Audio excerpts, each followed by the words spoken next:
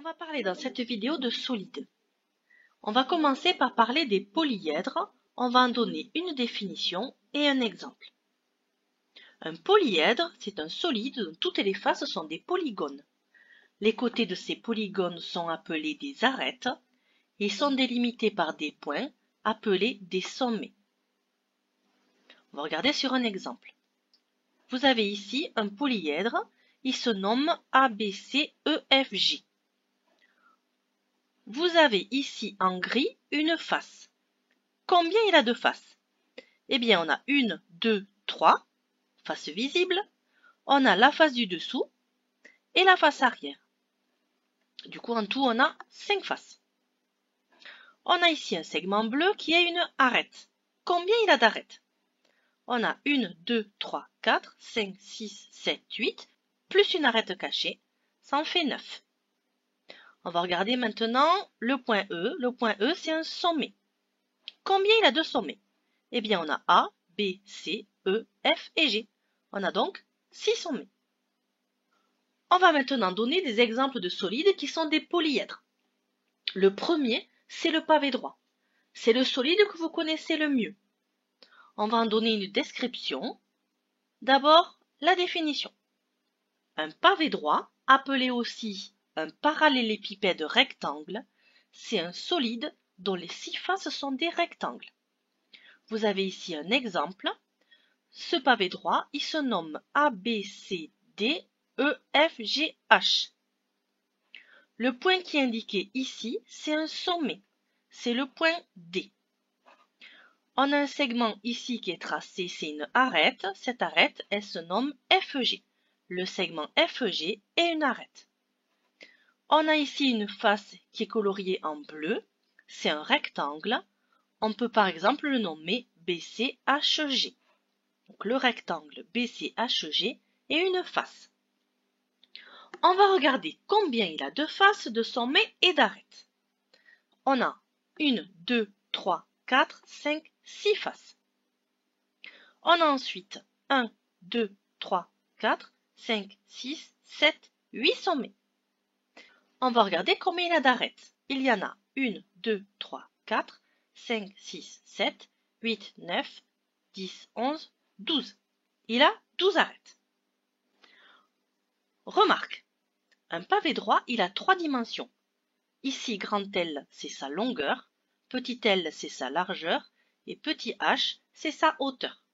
Vous allez voir que ces 3 dimensions sont utiles pour calculer le volume d'un pavé droit. On va s'intéresser maintenant à un pavé droit particulier. Ce pavé droit, il a toutes les faces qui sont des carrés. C'est bien un pavé droit puisque un carré, c'est un rectangle particulier. Eh bien, ce pavé droit, il se nomme un cube. Un cube, c'est un pavé droit dont les 6 faces sont des carrés. Ici, vous avez ABCDEFGH qui est un cube. C'est un pavé droit particulier. On va parler maintenant de la représentation en perspective cavalière. Pour représenter un solide sur une surface plane, comme une feuille ou le tableau par exemple, on utilise la technique de la perspective cavalière. Elle repose sur les propriétés suivantes. Dans une représentation en perspective cavalière d'un solide, 2 arêtes parallèles et de même longueur sur le solide sont représentées par 2 segments parallèles et de même longueur. Les faces avant et arrière sont représentées en vraie grandeur et les arêtes cachées sont représentées en pointillés. Alors, on va regarder ce que ça donne sur des exemples.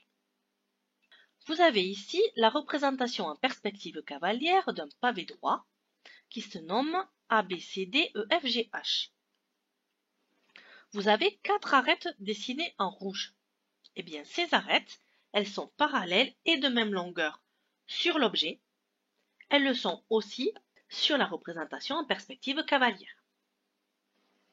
Ici, vous avez 2 faces qui sont coloriées en jaune.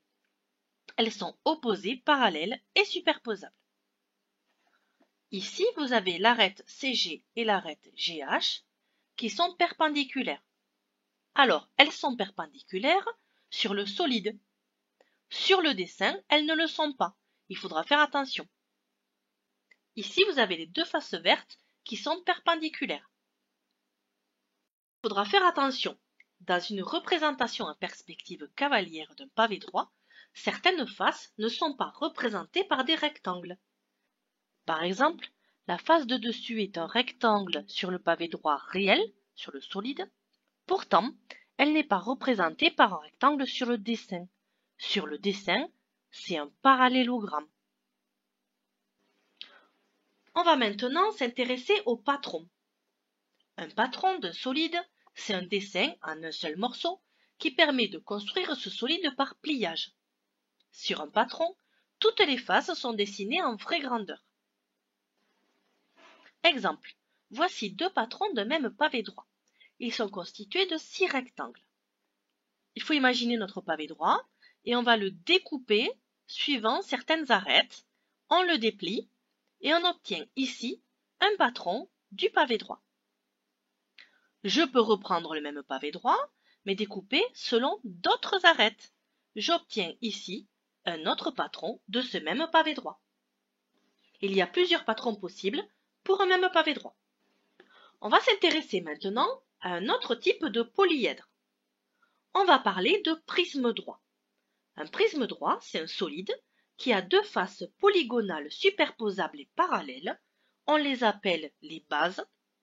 Et des rectangles pour autres faces, on les appelle les faces latérales. Alors, on va regarder ce que ça donne sur un exemple. Vous avez ici un prisme droit à base triangulaire. À gauche, vous avez une représentation en perspective cavalière. Et à droite, vous avez un patron de ce même prisme droit. Alors, ici, on a deux bases qui sont des polygones, qui sont des triangles ici, qui sont parallèles et superposables. Et ensuite, on a trois faces qui sont des rectangles. Ça s'appelle les faces latérales. Et on le voit ici un peu mieux sur le patron. Vous avez deux triangles qui sont superposables, qui sont les bases. Et on a ici trois rectangles qui sont les faces latérales. Remarque, les pavés droits sont des prismes droits particuliers. Ce sont des prismes droits à base rectangulaire. Les bases ont la forme de rectangles. On va donner maintenant d'autres exemples. Vous avez ici à gauche un prisme droit à base pentagonale. On a ici un polygone à 5 côtés, un autre ici polygone à 5 côtés. Ces deux polygones sont parallèles et superposables. Ce sont les bases, ce sont des pentagones. Et on a ensuite 5 rectangles qui sont les faces latérales. À droite, vous avez un prisme droit à base hexagonale. On a deux bases qui sont des hexagones, un ici et un ici. Ces deux hexagones sont parallèles et superposables et on a ensuite 6 rectangles qui sont les faces latérales.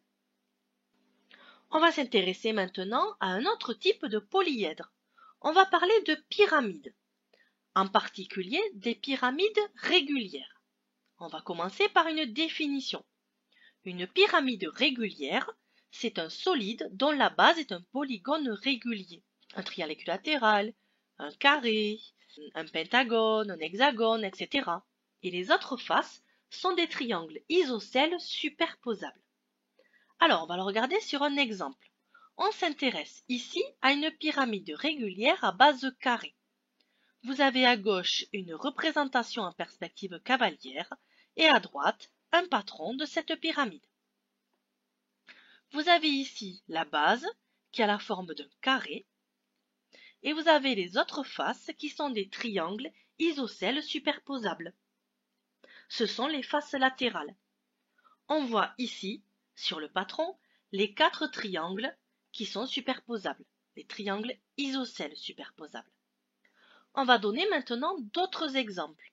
Ici, à gauche, vous avez une pyramide régulière à base triangulaire. On peut dire aussi que c'est un tétraèdre. C'est une pyramide avec toutes les faces qui sont des triangles. Vous avez au centre une pyramide régulière à base pentagonale. La base, elle est ici. C'est un pentagone, c'est un polygone à 5 côtés. Et on a ensuite 5 triangles qui sont les faces latérales. On a ici une pyramide régulière à base hexagonale. La base ici, c'est un hexagone. et les autres faces sont des triangles isocèles superposables. Ce sont les faces latérales. Après avoir parlé des polyèdres, on va maintenant s'intéresser à des solides qui ne sont pas des polyèdres. Le premier que vous devez connaître, c'est le cylindre. Vous avez ici une représentation en perspective cavalière d'un cylindre. À droite, vous avez un patron de ce cylindre. Dans un cylindre, vous avez deux bases, ici en bleu, qui sont des disques superposables. En perspective cavalière, ils sont représentés par des ovales. En mathématiques, on appelle ça des ellipses. Ensuite, on a une surface qui est courbe. Un patron, il est constitué d'un rectangle et de deux disques superposables. On va parler maintenant du cône. Vous avez à gauche une représentation en perspective cavalière et à droite un patron.